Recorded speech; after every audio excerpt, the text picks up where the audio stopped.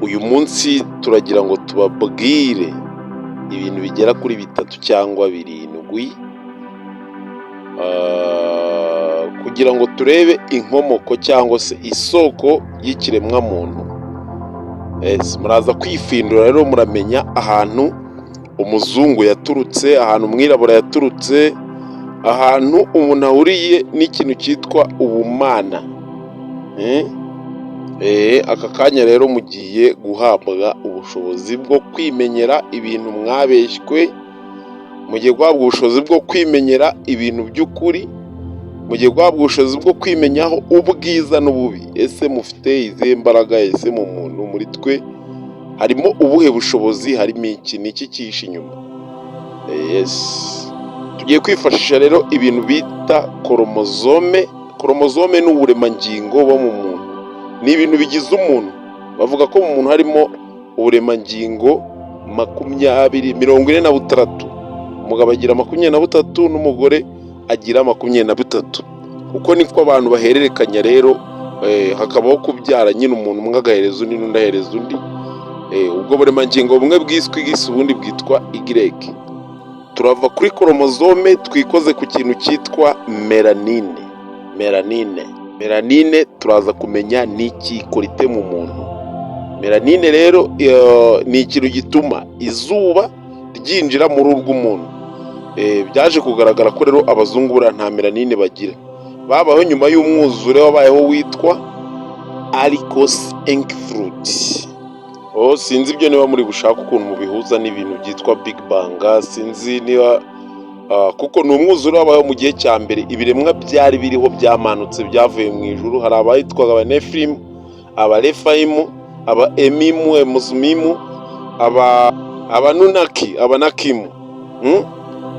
Bagize ikibazo muri icyo gihe. Ibyo rero nabyo muraza kubisobanukirwa, muraza kwifindurira ubwiru bwihishe muri byo, muraza kumenya ni iki kirimo, kuki batatubwira kuri ibyo bintu.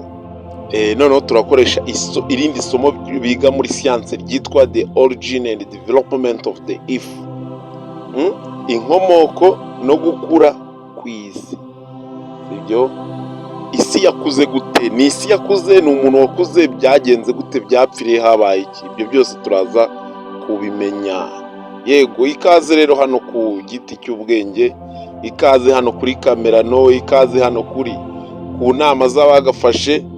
Reka ngushimire wowe wakoze subscribe, reka ngushimire wowe ufata umwanya ntiwirirwe ureba ibintu by'ibirangaza biro kuri iyi si. Abantu basigaye bashaka kureba amaninyo y'abagore, bashaka kureba ibintu bidafite agaciro. Nyine abantu babihaye agaciro. Umufilozofe wavuze ngo ibitekerezo by'ibigoryi iyo bihawe intebe, abanyabwenge baricecekera, bikagaragara ko ibyo bigoryi ahubwo ari byo binyabwenge. Kubera iki? Urabona isi ubu ngubu ibintu iri kwereka abantu, ibitekerezo abantu bari kunyuza mu mafilime ni ubutinganyi. Ni iki? Nyine ni bya bindi, ni ya mana twababwiye isi bita demiurge, ariknos. Icyo muri gnosis bise ariknos. Abantu bamamaza ubutinganyi kubera iki? Ko Imana ifite ukuntu yaremye ibintu, ko ifite ukuntu yabiteguye, ko ikiremwa muntu gifite ukuntu cyateguwe kuzakoresha umuriro wacyo n'ukuntu kizabaho. Kuki hamamazwa ubutinganyi? Kuki bushyirwa imbere? Sinzi impamvu. Kuki hamamazwa kurangaza abantu, kubereka ibintu by'ibibuno, kubereka ibintu bakica uburemangingo bwabwo, bakica melanine, bakajya kwitkuza, baratwereka ibintu nyine. Sinzi ni ukubera iki. Ibyo byose ni ibintu dukwiye gusobanukirwa, ariko ni ukubera iki? Turi mu mucuri. Ntabwo ari ibyo gusa rero, turaza no kwifashisha ikintu cyitwa DNA. Muri DNA rero habamo ikintu cyitwa habamo akaremangingo kitwa mitochondria. Habamo ikintu cyitwa mitochondria. Ni akaremangingo basanze kaba mu mugore. Bigaragara ko umugore ari we wabayeho bwa mbere. Kubera iki twabwiye ko umuntu wabayeho ari Adamu, barangiza bakatubwira ko Eva we atanaremwe, yakuwe mu mugabo. Ni ukubera iki? Ibyo nabyo dukwiye kubisobanukirwa. Dukwiye kumenya ubwiru burimo, tukamenya ikintu gihishwemo. Kubera iki cyahishwemo? Turaboneraho kumenya ibindi bintu byinshi. Wowe gumana natwe gusa, icyo usabwa ni icyo gusa, wowe nkurikira.